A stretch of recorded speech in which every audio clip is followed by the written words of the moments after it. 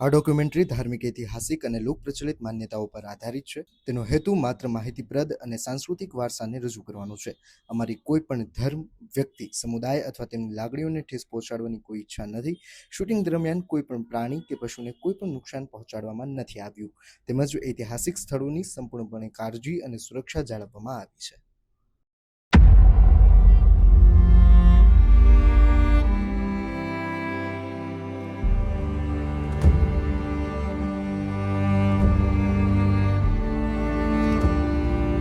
આ એક એવું સ્થાન છે કે જ્યાં મહાદેવના શિખર પર પગવી નહીં પરંતુ દૂધ જેવી સફેદ ધજા લહેરાઈ છે.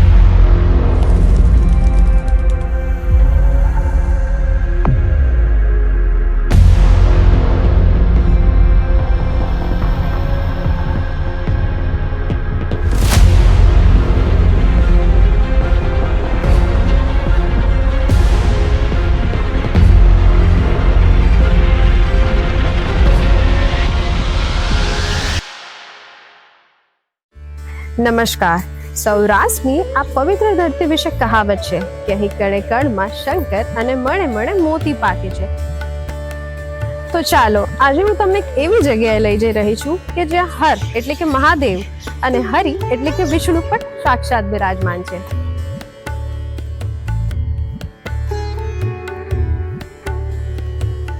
ખંભાતના અખાતના કિનારે 700 વર્ષથી અડીખમ ઉભેલું આ છે ગોપનાથ મહાદેવ મંદિર. આ એક એવું સ્થાન છે કે જ્યાં મહાદેવના શિખર પર પગવી નહીં પરંતુ દૂધ જેવી સફેદ ધજા લહેરાઈ છે. જ્યાં શિવ, સૂર્ય અને સમુદ્રનો સંગમ થાય છે. આ એ જ ભૂમિ છે જ્યાં ભક્ત કવિ નરસિંહ મહેતાને ભગવાન શ્રી કૃષ્ણની રાસલીલાના દર્શન થયા હતા. ભાવનગર જિલ્લાના તળાજા તાલુકાના પિથલપુર ગામ પાસે અને જાંજમેર બીચથી માત્ર 7 કિલોમીટરના અંતરે આવેલું આ મંદિર સ્થાપત્ય અને શ્રદ્ધાનો અદ્ભુત સંગમ છે. તળાજાથી આશરે 22 કિલોમીટર દૂર આ મંદિર પ્રકૃતિના ખોળે વસેલું છે. આ મંદિરની સૌથી મોટી ખાસિયત એ છે કે આ આખા સૌરાષ્ટ્રનું એકમાત્ર એવું મંદિર છે જેની પૂર્વ દિશામાં અફાટ દરિયો આવેલો છે. અહીં સમુદ્ર, સૂર્ય અને શિવનો એક અલૌકિક સંગમ સ્થાપત્ય છે. ખાસ કરીને ચૈત્ર અને ભાદરવા માસ દરમિયાન સૂર્યોદય સમયે સૂર્યનારાયણના પ્રભાતના પહેલા કિરણો સીધા સમુદ્રના જળ પર પ્રતિબિંબિત થઈને મંદિરના ગર્ભગૃહમાં જઈને શિવલિંગ પર પડે છે. જાણે ખુદ સૂર્યદેવ મહાદેવની સ્વર્ણિમ કિરણોથી જલાભિષેક કરતા હોય તેવું અદ્ભુત દ્રશ્ય અહીં સર્જાય છે. સૌરાષ્ટ્રની ધરતીને 2 મોટા આશીર્વાદ મળ્યા છે. એક તરફ છે 4 ધામમાંનું પ્રથમ ધામ દ્વારકા અને બીજી તરફ તે 12 જ્યોતિર્લિંગમાંની પ્રથમ જ્યોતિર્લિંગ સોમનાથ, અને આ બંનેનું સમન્વય એટલે ગોપનાથ. અહીં હરિ અને હર વચ્ચે કોઈ ભેદ નથી. એટલે જ તો અહીં મહાદેવના સાનિધ્યમાં વૈષ્ણવ સંપ્રદાયનું પ્રતીક એવી સફેદ ધજા ફરકે છે. આ મંદિરનો ઇતિહાસ 15મી સદીના આદિ કવિ નરસિંહ મહેતા સાથે અભિન્ન રીતે જોડાયેલો છે. લોકવાયકા મુજબ નરસિંહ મહેતા જ્યારે સંસારથી વિરક્ત થઈને જંગલમાં ભટકતા હતા ત્યારે તેઓ આ નિર્જન સ્થાનને આવ્યા. 7 દિવસ સુધી અન્ન જળનો ત્યાગ કરી તેમણે મહાદેવની આરાધના કરી.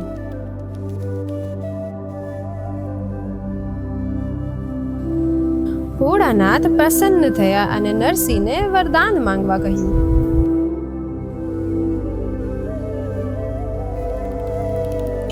કૃષ્ણ પક્ષ નરસિંહે પ્રભુની રાસલીલા જોવાની ઈચ્છા પ્રકટ કરી હતી. કહેવાય છે કે મહાદેવ પોતે ગોપી બનીને નરસિંહ મહેતાને એ વૃંદાવનની દિવ્ય રાસલીલામાં લઈ ગયા હતા. આજે પણ આ મંદિરની છત પર રાસલીલાનું તમે જીવન સ્થાપત્ય જોઈ શકો છો. આ એ જ સ્થાન છે કે જ્યાં નરસિંહ મહેતાએ પોતાની કડતાલના તાલે હરિહર એક સ્વરૂપનો મંત્ર દુનિયાને આપ્યો હતો. પણ આ શાંતિ અને ભક્તિના માર્ગમાં ઇતિહાસના અનેક લોહિયાળા પાના પણ લખાયેલા છે. 16મી સદીમાં જ્યારે વિદેશી આક્રમણખોરોએ ભારતીય સંસ્કૃતિ અને મંદિરોને નિશાન બનાવ્યા ત્યારે ગોપનાથ મહાદેવ પર પણ હુમલા થયા. પરંતુ ઝાંઝમેરના વીર રાઠોડ રાજવીઓ અને સ્થાનિકોએ આ મંદિરના રક્ષણ માટે પોતાના લોહીની નદીઓ વહાવી હતી. આ મંદિરની આસપાસ જોવા મળતા પાળિયા એ વાતની સાક્ષી પુરાવે છે કે ધર્મ અને આત્મસન્માન માટે અહીંના લોકોએ કેટલું મોટું બલિદાન આપ્યું છે. રાજપીપળાના ગોહિલ રાજવી પરિવારે બાદમાં આ મંદિરનું પુનઃનિર્માણ કરાવી આ વિરાસતને જીવંત રાખી.